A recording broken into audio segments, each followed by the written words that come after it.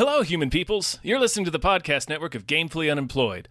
To support us and gain access to great exclusive podcasts like Fox Mulder is a Maniac, Tom and Jeff Watch Batman, Star Trek The Next Futurama, and our latest show, Spiel Boys, head over to patreon.com/gamefullyunemployed. We do game streaming, movie nights with our patrons every Friday night, and you can even commission your own podcast about anything you want. Literally anything, within reason, and we have to do it. You are quite frankly out of excuses not to go visit patreon.com/gamefullyunemployed. That's patreon.com/GAMEFULLY unemployed, which is spelled like it sounds.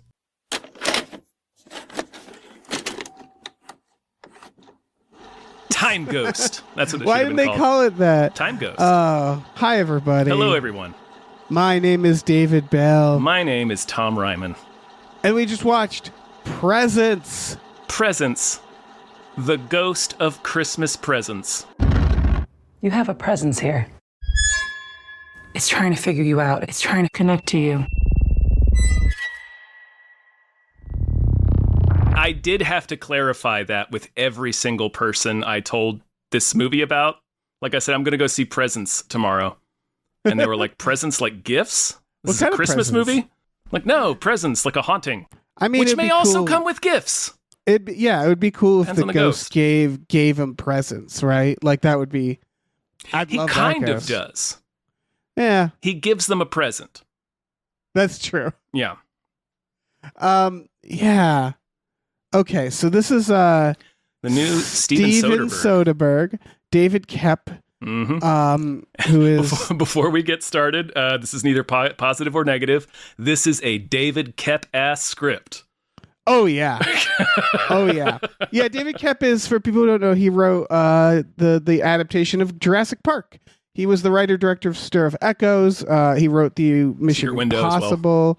Oh, yeah, Secret Window. Which he also directed. He is a career screenwriter, and in a way that I very much respect. He did Spider-Man. He did. Panic Room. He did Snake Eyes. He did The Lost World as well. He gets eaten in The Lost World. He's the guy that gets eaten in front of the video store by the T-Rex. Oh, yeah. So if you guys go back and watch, that's David Koepp. Yeah, there's a few little... the dad in this is Taserface. I looked him up. Mm-hmm. He's also... I was like, oh, shit. He's also the very nice man from the first season of Stranger Things that takes Eleven in at the diner. Oh, he is. And then they kill him. It's very sad. Yeah. So David Koepp, he just writes stuff. He does. Soderbergh just makes stuff. This was, of course, shot very easily. This was shot in like something like 10 days or something. Right. It that. is a single location. They do not leave the house. Yes, it was shot in 3 weeks. I'm looking at, and it also, the other thing is, it's a series of like, it's shot in a way that's like it's almost shot for efficiency. Yeah, so it's like there's no close-ups, there's not much editing. It's just like kind of a series of oneers. They're very long scenes. Yeah. Yeah, because the premise, as people might know, is that it's a ghost movie shot entirely from the perspective of the ghost. Mm-hmm. It's a nice tight 90. So like that's all to say, like this is one of those. It's actually even a little shorter. It's like 81 minutes. Yeah. It's an idea that's designed to be low budget, very economical, and very like the point. You do need to kind of be a Soderbergh to pull something like this off, I think. I think so. Yeah. Because the question, of course, that I had going into this was like, how interesting can you make this? Because it's like, like when I first saw the trailers, I was like, this feels more like a ghost story. Did you see A Ghost Story? I haven't seen it yet. Yeah, A Ghost Story is more about like, I liked that movie, but it's very like slow and moody, and it's more about vibes, and it does tell a story. It's just a very like slow story, kind of a melancholy story about dead. Oh, sorry. Oh, okay. That's what I was going to ask. Is my understanding is it's mostly about what happens after death. Yeah, like this movie, it's about the perspective of being a ghost. And there's some, it's got Casey Affleck in it, which was unfortunate. Yeah, but he's under a sheet. But he's under a sheet. And the sheet thing, I think people looked at that and saw like gimmicky. This is the most pretentious art house bullshit. What I'll say about the film is that the sheet was actually really significant in the plot. Yes, because it's about kind of losing your identity. And so it's this idea of being more of this concept than a human. And it's a very interesting movie. And so like, that's all to say. I was like, is this going to be that, right? Is this going to be like, this more like a tone, like a mood film about being a ghost. Like a tone poem. Hopefully I'm using that phrase correctly. Right. But as you already said, this is the most David Koepp-ass thing, which here's what I'm going to say. I liked. Me too. I liked that. Yeah. This movie is trying to be a movie, which is a weird thing to say. It's a thriller, well, sort of. It's a drama that becomes a thriller. It's very much a David Koepp movie. It's very close to Stir of Echoes, actually. Yeah. Because, well, the question is, of course, and I realized this like pretty quickly once I realized that they're doing a movie. Yeah. Where I was like, oh, so we're going to see bad things happen from the point of view of the ghost, who can't get involved. Who cannot get in. Well, we find out that he can a certain extent. We haven't said, how did you like the movie? I really enjoyed it. I thought it was a lot of fun. It was kind of creepy. It was also kind of silly. I thought there was some moments that were a little silly. Really? Well, I didn't detect any silliness. I don't mean like, there are a couple moments that made the audience kind of chuckle, and then there was, I would say, the very ending. I think it felt like they were worried that people wouldn't get it.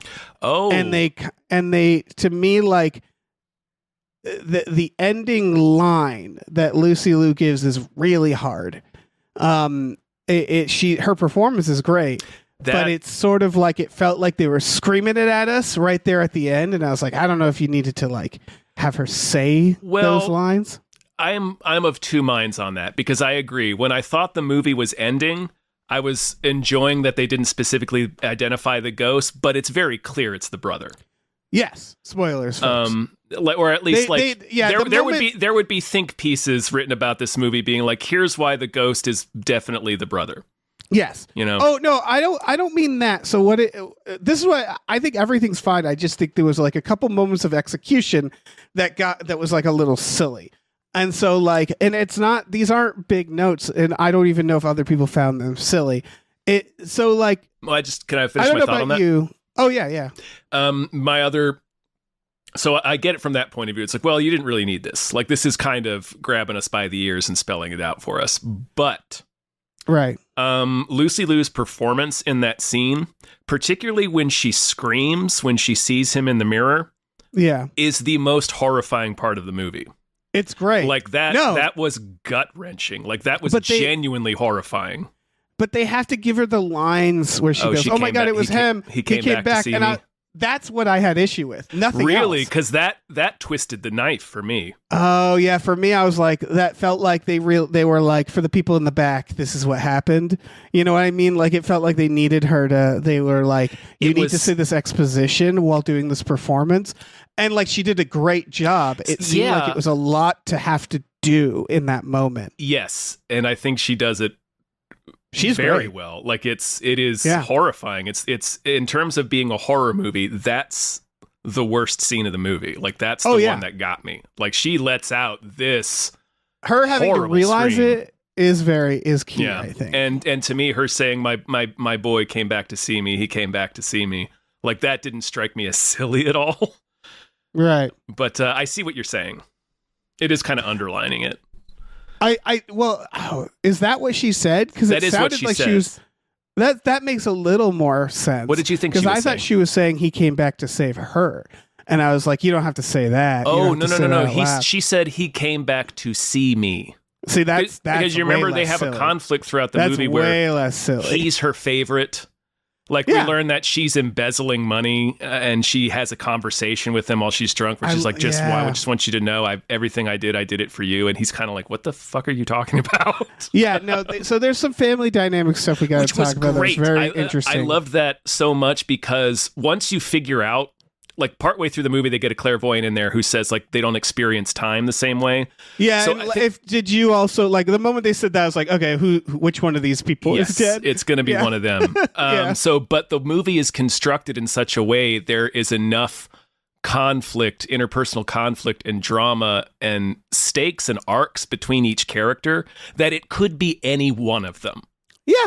Yeah, I liked that a lot. Like you really can't tell. Well, you get a lot of emotion. It is and it isn't. Sorry. No, well, because like you're right, but then it's so obvious in retrospect because the whole arc of that brother is the dad being like, you need to stand up for your sister. He's like, you need to stand up for her at least once because he is a rampaging asshole. The brother? Yeah. He's like and the Lucy least Liu's likable terrible. character. Yeah, Lucy Liu is also kind of a shit. There's an added level of stress of this movie, which is that the family, it's 4 of them. For the plot, it's, they move in. They're moving there for the brother for his swimming. So they've moved their entire family to service the brother. And you can tell that like the sister doesn't love it.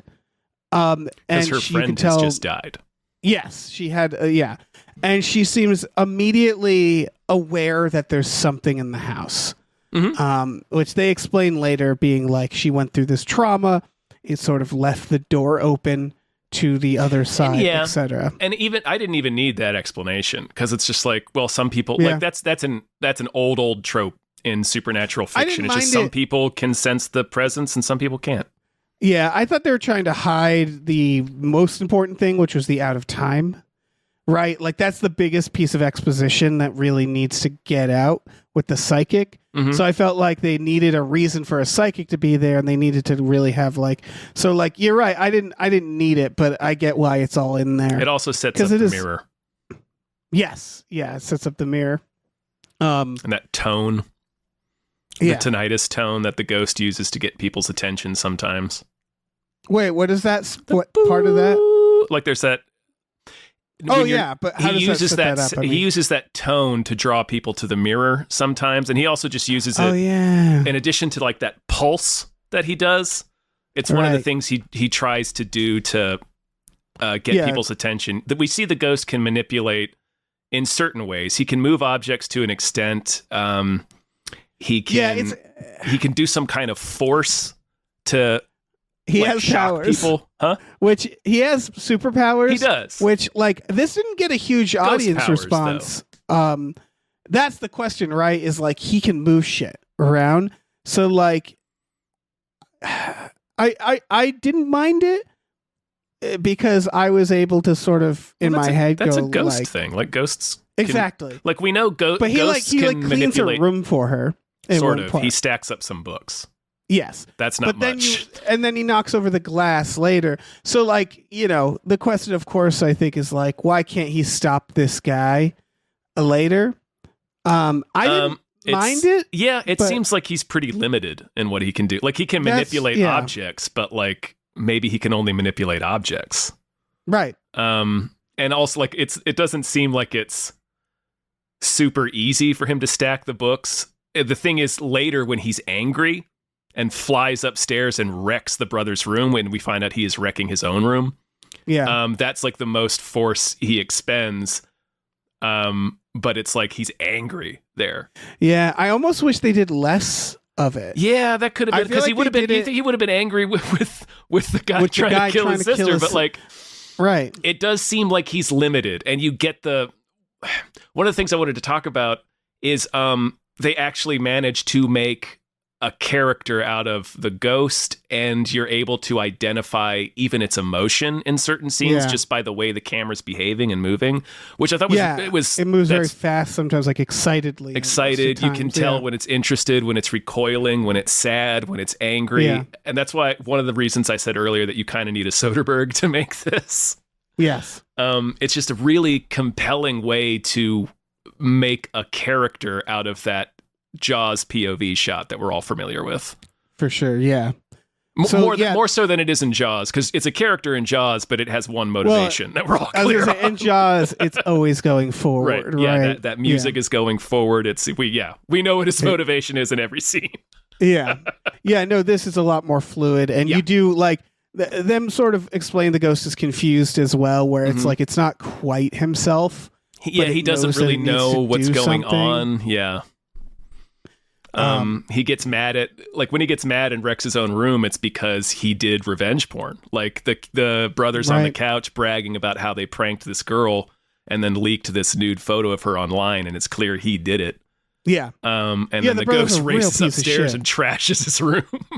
Yeah. So for a while, you're thinking it's like, for the first half of the movie, you are kind of being led into thinking it's her friend, or it's one of the two people that have been murdered. There's a serial killer subplot red in herring. this. There is, and this is where it gets so David Koepp as shit. Yeah. Yeah, where it's like, not enough to have a ghost, huh? Nope. I mean, he was right. Yeah. Maybe. I mean, I enjoyed this movie. So did I. So, I liked this movie a lot. Even though this movie, like, this is what I mean, where the movie is a little silly at times. I think stuff like the ghost powers, where I'm like, it seems like it's random. I'm like, I don't care. I enjoyed it. And the serial killer shit is also like, that's a little silly. There's a stunt in this. And that's where the audience I was watching kind of like giggled a little bit, because he just like bodies that kid. And they're not giggling because the movie's bad. It was just like, whoa, my goodness. Yeah, just like he bodies a right kid out out the window. Yep. Yeah, and it was like he's rumbling, bumbling, stumbling though. Remember, he's drugged. Yes. Oh yeah, he's all fucked up. That's like what makes it funny. He's stumbling up the stairs. Yeah, so he basically staggers into his best friend / sexual murderer. Yeah. and knocks him out the fucking window, and they both die. Yeah. So like the first part of drama is the family, where it's like, Lucy Liu clearly has favorites. Oh yeah, she's real shitty to her daughter. Doesn't give a shit about the daughter, and she's doing crimes. Yeah, and I'm glad you figured out embezzling, because I was like, I didn't quite nail down the crime. Not to say that they were unclear about it. I just, at a certain point, it didn't seem like it wasn't what mattered. You get the sense that, I mean, they never specifically say embezzling, but you get the sense it's a financial crime that she's committing. It's part of a mystery. So they're designing a mystery, though. Mm-hmm. Like, when do they say financial crime? I'm curious. It's the first time you hear her mention it. It's something about, like, she mentioned something about the gains or the money, and is that detectable or noticeable or something, or what will they make of that, or something like that. So like, from the first conversation you overhear about it, it's clear it's like a financial crime of some kind. Right. But to me, it played into, like, I feel like they were doing this thing where they're trying to make you have to wonder who the ghost is, right? It's a murder mystery. That's definitely part of it. Yeah. I think there's and like also, the financial crime stuff. Just like, I liked that because you're sitting there and you're going like, wait, how does this tie into it? It reminds me of, like, again, it's a mystery where there's just like a bunch of shit, and you're like, wait, did she kill someone? Wait, and then the friend, and you're like, okay, well, the friend, and then I started thinking like, oh, okay, someone must have killed the friend, and this is the friend coming back, and then they mentioned she knew the other girl a little, and you're like, oh, is it the other girl? But then I think the moment they say out of time, you're like, okay, I start thinking about the family at that point. Is it her dad? That's who I was thinking. Honestly, I was thinking him, but I was more thinking Lucy Liu. The last scene, I was like, okay, it's the brother, which is like, because it was like them home alone, and he goes to drug the brother, and at first I was like, is he going to kill the brother here? And that will be, like, I mean, he kind of, he technically does. Oh yeah, but you know what I mean. Like, I thought, like, he's ODing the brother. But yeah, I like that. I like the David Koepp aspect of it too, because he's tightened up. Obviously, over 30 years, he's gotten better at his craft. Not that he was ever bad. He's always been a popcorn kind of guy. Yeah. But like, even the things that don't seem to have anything to do with anything wind up mattering. Like, is there some stuff that seems off or seems like a mistake, and then as the movie goes on, you're like, oh, that's why that happened. Because like, when he slips, at first when we see Ryan, the friend, dump drugs into her drink, I'm like, oh, he's going to date rape her. But then I got confused because I was like, but she had sex with him already. Like, they're like down, she's down with him. So why is he trying to do this?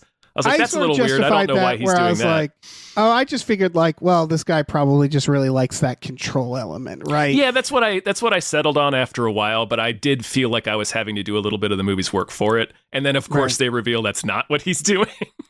No, he's going to fucking kill her. He's paralyzing her so he can suffocate her with saran wrap. That's his kink.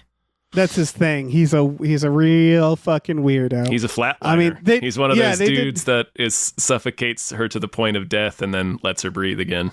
It's really awful. He's a real maniac for a teenager. Well, yeah. I mean, again, it's one of those things where he's like his own movie, right? Yeah. Where it's like this kid, but like you don't feel like you need explanation only because you're like, okay, maniac, got it. Where he says certain things, he's a good performance from him. Yeah, he was apparently in Dark Harvest. If you remember that movie. Oh yeah, I think he's one of the. I think I do remember him. One in of the movie. shitty kids in that. I think he's one of I the assume. friends. Yeah. Yeah.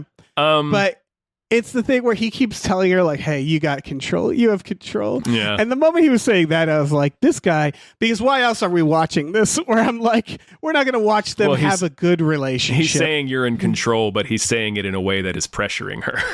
Yes, of course. And so like he's clearly going to be shitty. But there's a moment. Extent is he going to be shitty? Right. There was a moment earlier where she kind of tells him all the things that she's going through because he asks her, "What is it like?" And then at the time, when it happens, you think he's just being. He's like, "Do you think?"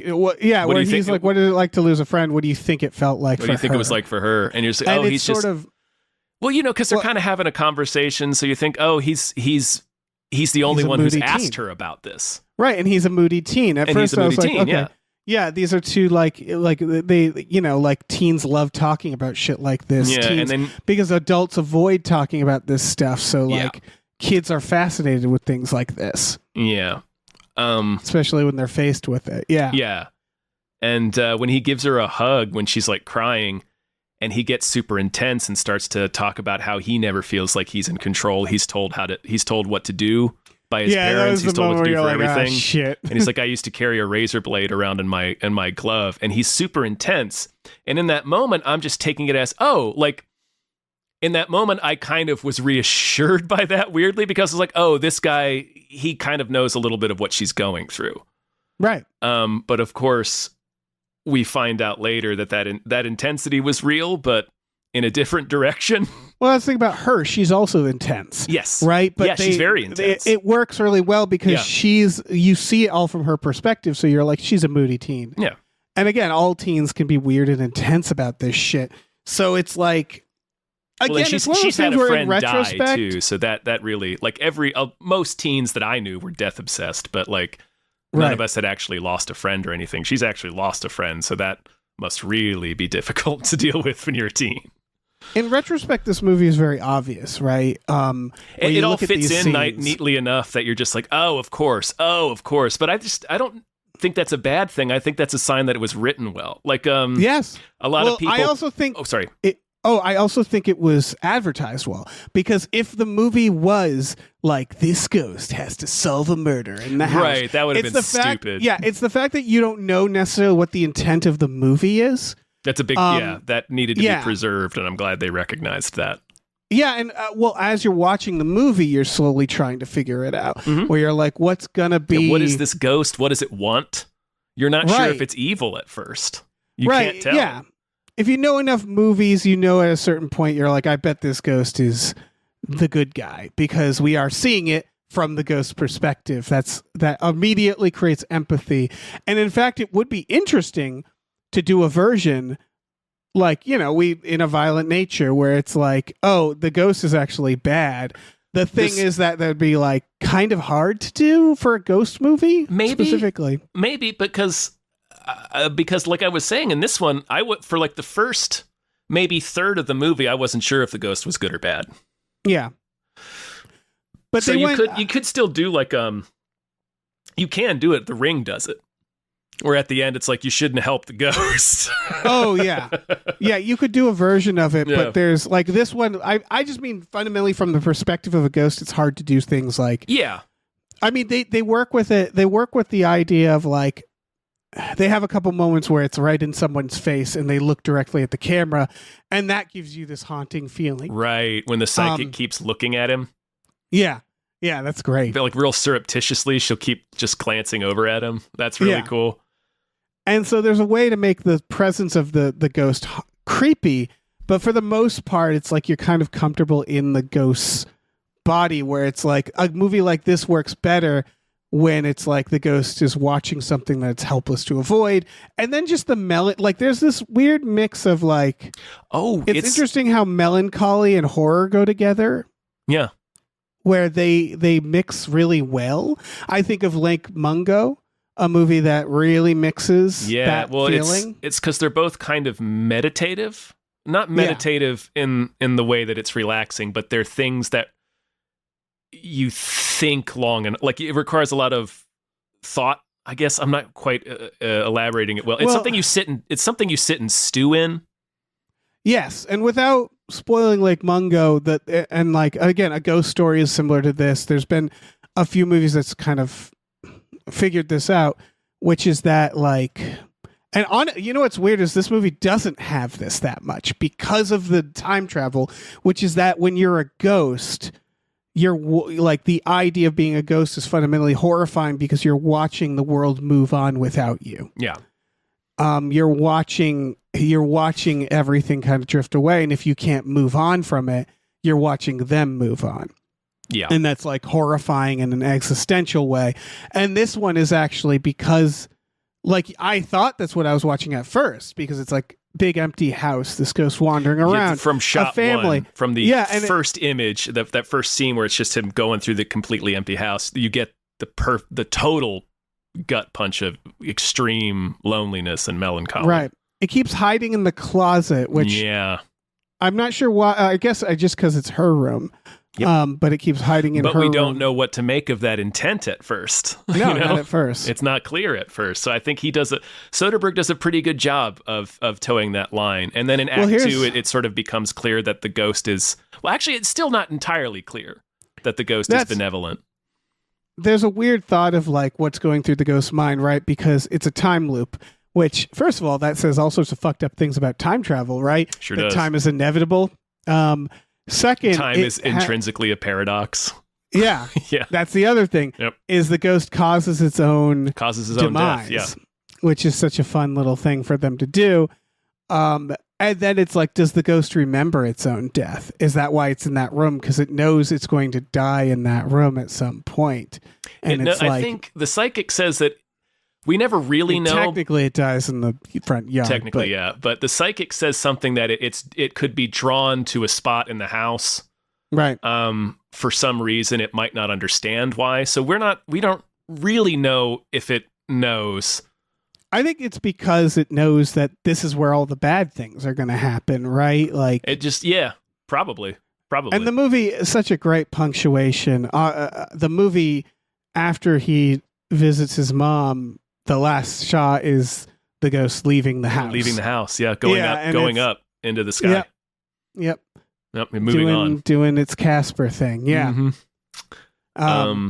Shoot, I had a so thought. like, I don't know. It's with that. It's like, again, it's very simple, right? It's a very simple story. Ultimately, it's just about a ghost having to complete one last thing, right? To do its unfinished business, causes its own death, which is like such an obvious idea. It's 12 funny monkeys.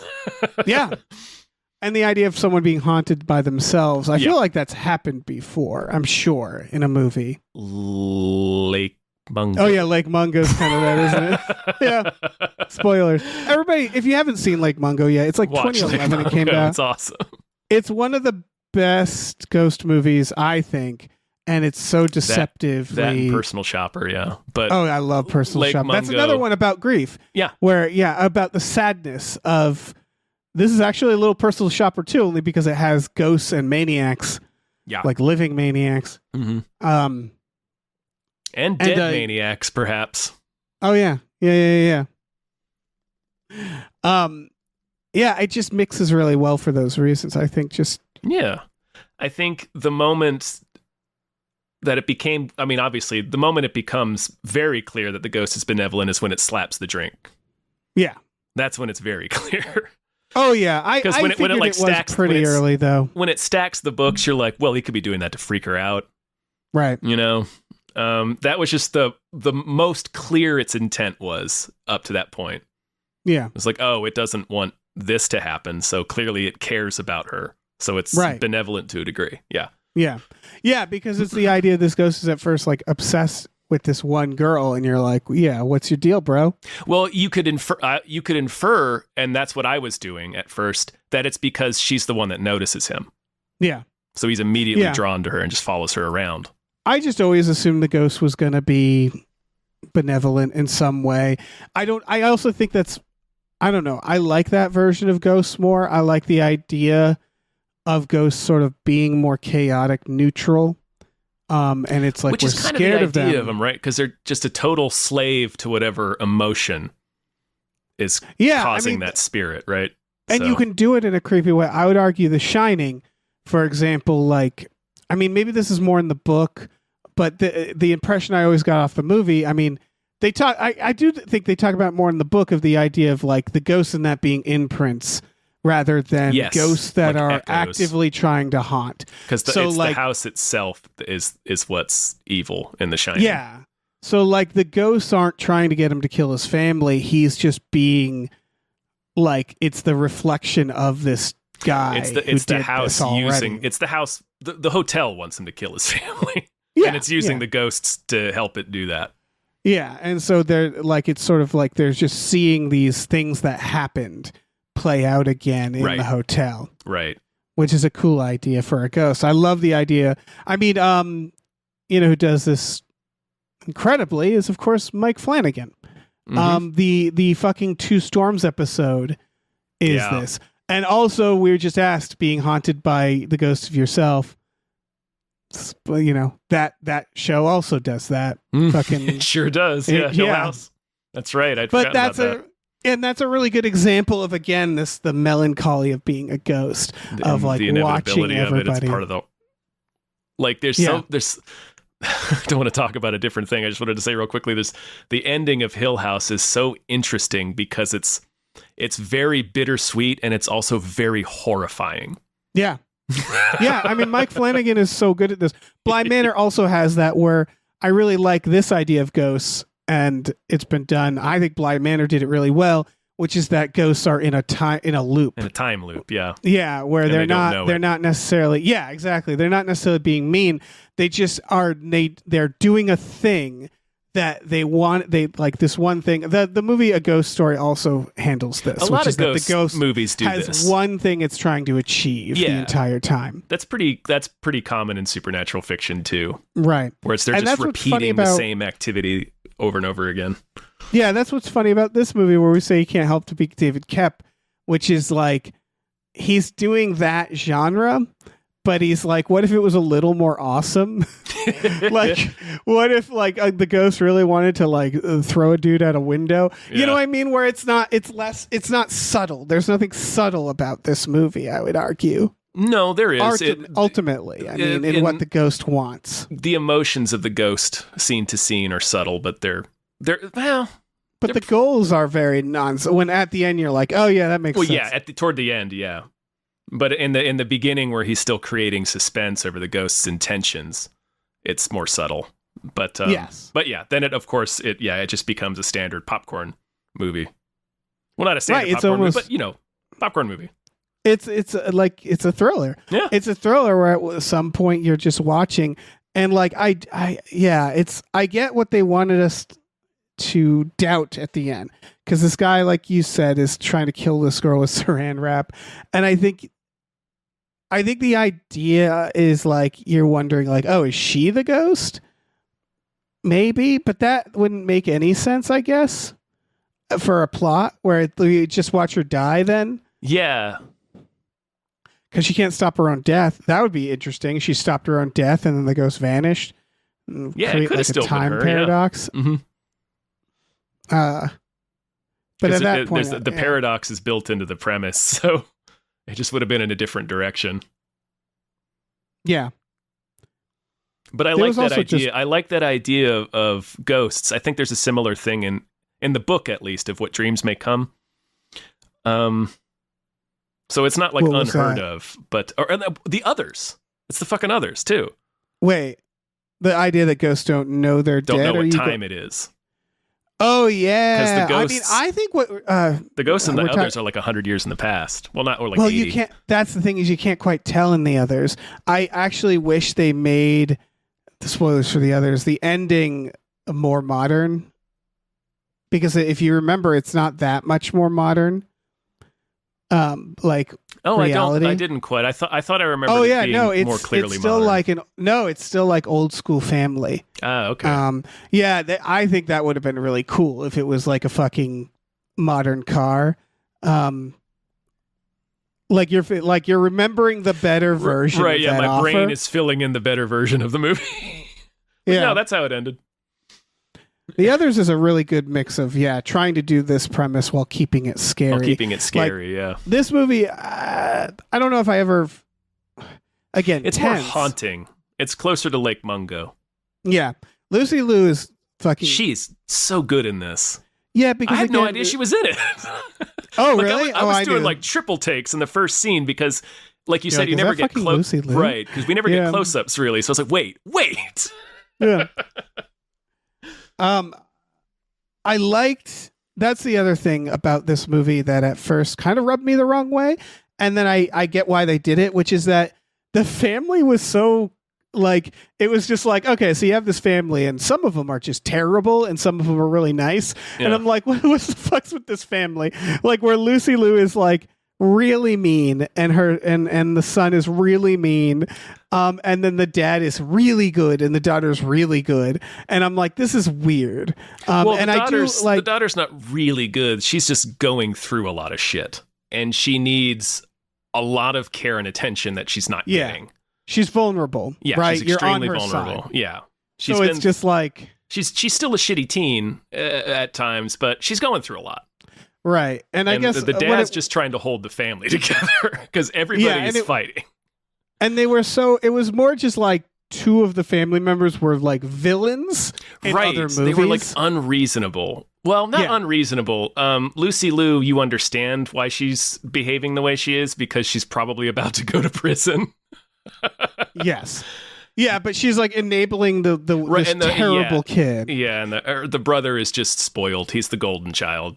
Yeah, and she's like sitting there getting drunk, listening to how he did revenge porn, and they bullied this girl at school. Yeah, and she's like, sort of like, oh, that's mean, but like doesn't still really indulging care. him, yeah.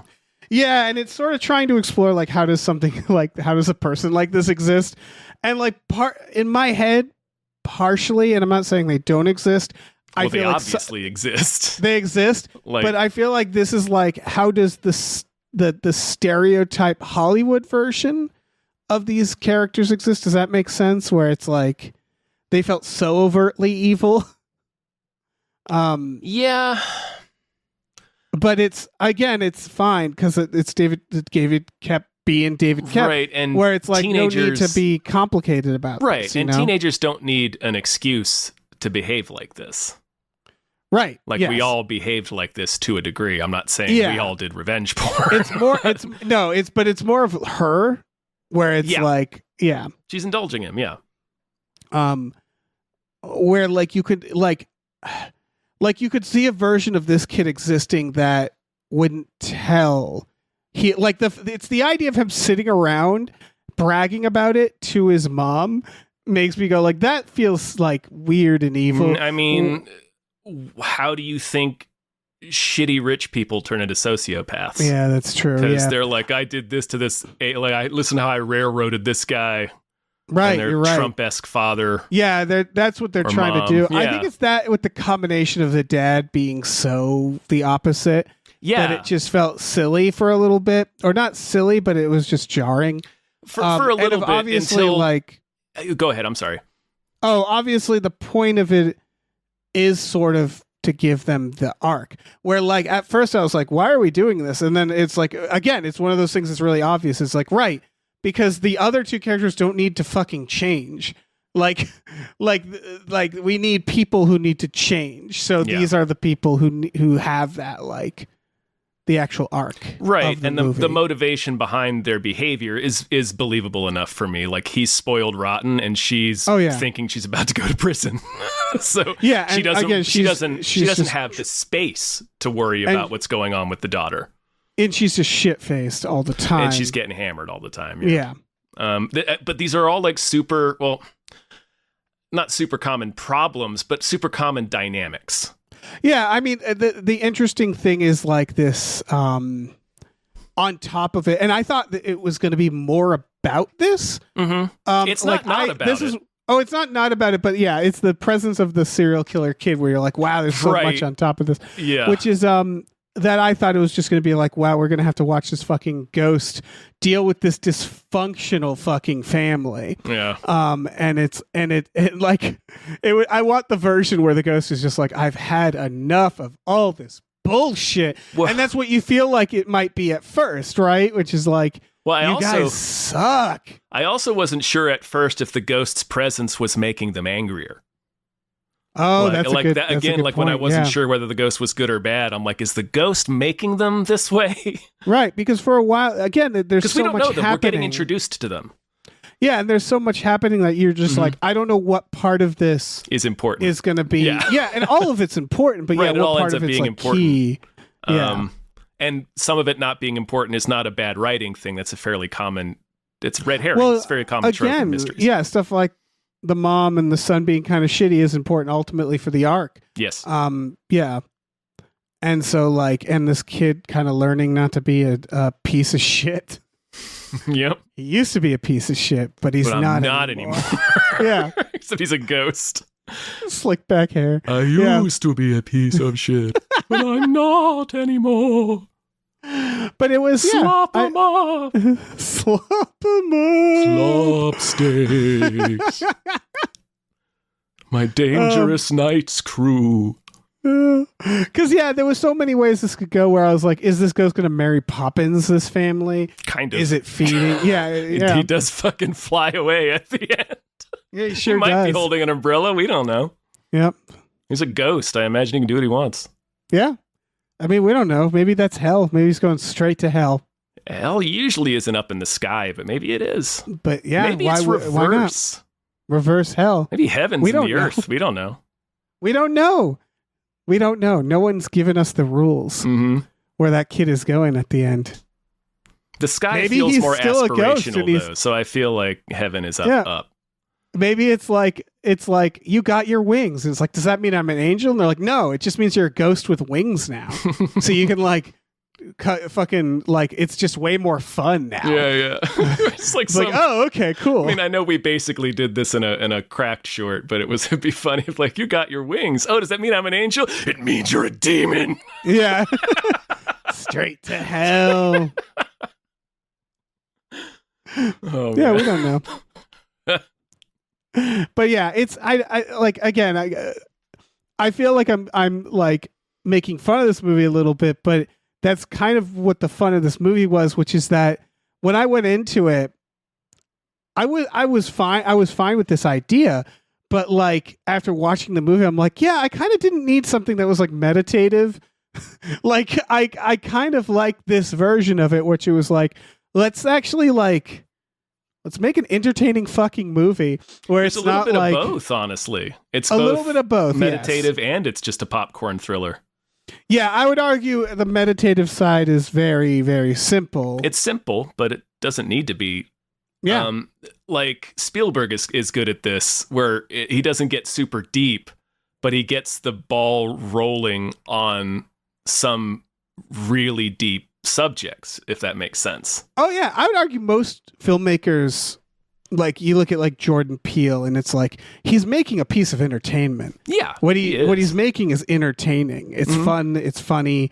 It's weird, and it's like ultimately, I think like very rarely is something like a ghost story where a movie that I like, but that's not an entertaining movie. It does have a scene where someone eats a pie until they vomit, and it's like one long scene of someone eating a pie, which is like a Jackass sketch. But for the most part, it's like, you know what I mean, where it's like there's certain films that are like, yeah, we're trying to be more something of a piece else. of art, like Skinnamarink. Yeah, we're trying to be art, and I thought this was going to go for that way more. Yeah, I wasn't sure. I was coming into it thinking it was a horror movie, but like expecting a horror movie a la Soderbergh. So I was expecting something that if this makes sense, I was expecting something that I wasn't expecting, and Yes, it turned out same. to be correct. Same. But it was correct in the weirder way where I was Yeah. like, I wasn't expecting this to be so by the book. So commercial. almost. Yeah. And I think that's like, I noticed it wasn't getting like too hot audience reviews. And I wonder if it's because like it drew out all the art house freaks. I haven't read any reviews from audience. Why would I? But it's like that sort of thing where it's like, it's presenting as a certain film. It would have anyway. It's a Soderbergh movie. That's true. And Soderbergh's not a dude that doesn't do commercial films. He's done a lot of them. Oh yeah, he does both. Yeah. I love that about him. Yeah. David Koepp mostly does commercial. The fact that he wrote this was like kind of what should tip people off, right? Where it's like he doesn't make he's an artist, don't get me wrong, but he likes being an entertainer. He doesn't do super introspective things. Yeah. He does movies you eat popcorn to.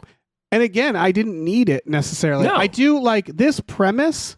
I do kind of want a scarier version. This is scary. Don't get me wrong. It's a different type of scary than what I wanted out of it. Yeah. I would like to see this as a straight up horror movie for sure. I want a version where the ghost is bad. Is mean, yeah. Where it's the scene. It's a whole movie that's the scene in Twilight and Silence of the Lambs, where fucking Buffalo Bill's Bill. watching her. Yeah, a whole movie that's that, right? Where you're like, it's right in front of you and you don't even know, that feeling. I'm going to move this lamp around the room. It's because I'm a poltergeist. Looks like it's fucking flying on its own. Poltergeist Buffalo Bill. Yeah. Why not? Why can't we have that? Yeah. We deserve that. We do. Is she a great big fat person? That wasn't my best gum. It's been a minute. I'm rusty. Yeah. You gotta work out get the cobwebs out. He's drifting into Michael Shannon. I've done Shannon more recently. So. Yeah, I can see that happening. Yeah. Easily. He's kind of Michael Shannon with marbles in his mouth, but yeah. Anyway. Yeah. Presents. I think that's about. Yeah. This is a good movie. I really liked this. I liked it. It's a lot of fun. I mean, it is. It's a lot of fun unless you get stressed out by specific things.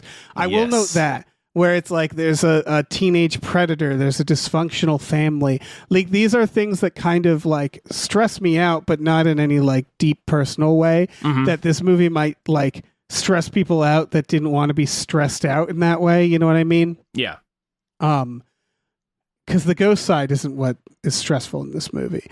But yeah, I had a lot of fun watching this movie. Me too. Yeah. Good shit. Good shit. Thanks for listening, everybody. Yeah. We have a Patreon. We sure do. It's patreon.com/gamefullyunemployed. It sure I belched. is. I burped a little after saying that's great. that. It's the best time to do it is during when our you're plug. promoting your podcast. Just fucking your belch into audio people's ears while we're asking them to check out our stuff. Yeah.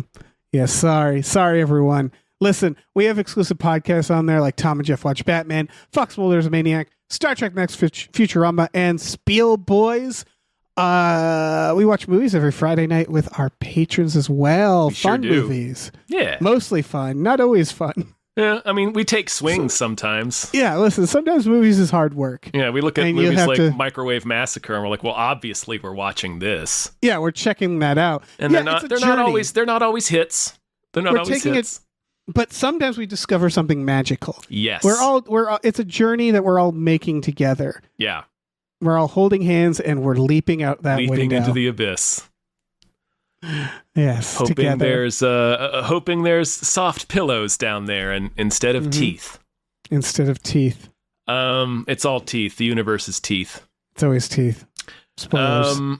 We also have a store. Head over to gamefullyunemployed.com where you can find a link to our Teespring store. We have all kinds of cool original artwork by great artists like Starlene Hodge, Michael Vincent Bramley, Justin Brown, others.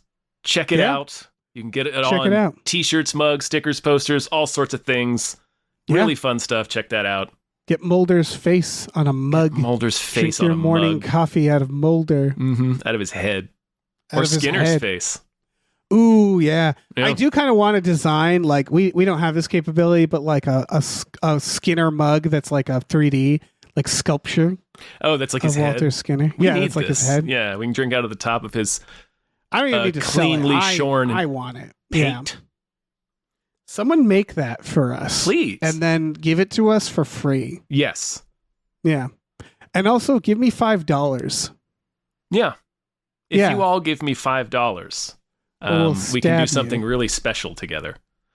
Also, you check mug out our new show, people on Batical. podcasts? Check out Batical Batical! if you're still listening. If you're still listening to this Well, the horse real heroes are still listening to this bullshit.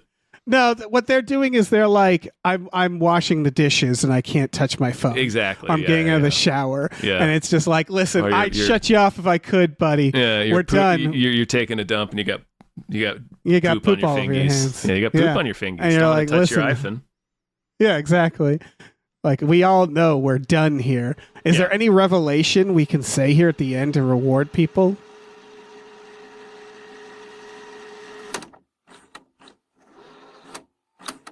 Hey, listen, our music is produced by Chris Corlew. You can find him on twitter.com as the Corlew or go to shipwreckedsailor.bandcamp.com.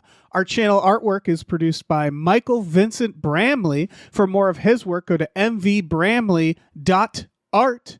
Our episode artwork is by Justin Brown, available on Twitter as Justin T. Brown or at artnessbyjustinbrown.com. And finally, additional artwork is by Starlene Hodge. You can find her work at starlenearts.com or on Twitter as StarleneX. Cool. Goodbye.